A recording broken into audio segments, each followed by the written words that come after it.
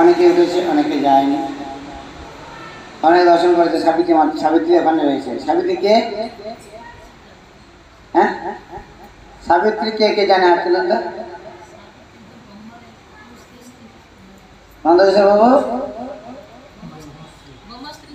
হ্যাঁ, ব্রহ্মা দুটো স্ত্রী, গায়ত্রী আর সাবিত্রী। গায়ত্রী আর সাবিত্রী, এই সাবিত্রী পাহাড় এখানে আছে। সাবিত্রী মাতা তখন দর্শন করলেন। পরে এখানে আমরা বুদ্ধগায় এসেছি, বুদ্ধগায় ছিলাম। বুদ্ধগায় অনেকে বুদ্ধ দেবের মন্দির দর্শন করেছেন। ওই বুদ্ধ মন্দির থেকে কিছুটা গেলে একটা জগন্নাথের মন্দির রয়েছে। আমি যাইনি এবছর, এবারে আগে দেখে চলে। জগন্নাথের মন্দিরের থেকে প্রায় 100 পা কি 200 পা হেঁটে গেলে রাম মন্দির। 100 পা কি 200 পা হয়ে গেলে রাম মন্দির রয়েছে। হ্যাঁ, তারপর অনেক বুদ্ধ মন্দির, 8খানা বুদ্ধ মন্দির রয়েছে, ওগুলো আমরা দর্শন করেছি। পরে আমরা কাল রাত্রে বেরিয়েছিলাম প্রয়াগরাজ। কোথায়? প্রয়াগরাজ। প্রয়াগরাজে ঘুরে এসে আমরা স্নান করলাম সঙ্গম ঘাটে। ওখানে কি কি নদী আছে?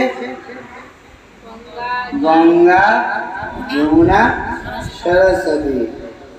সরস্বতী নদীকে কেউ দেখতে পায় না। সরস্বতী নদী কেউ দেখতে পায় না। কেন?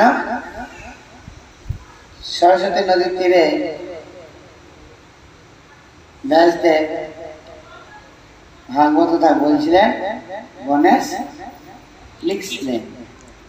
আর সরস্বতী নদীর এত স্রোত, এত বেগ, গণেশ শুনতে পাচ্ছে না। তাই সরস্বতীর উৎপত্তি স্থল থেকে তাকে পাতালে বেরিয়েছে, সে পাতাল থেকে বইছে।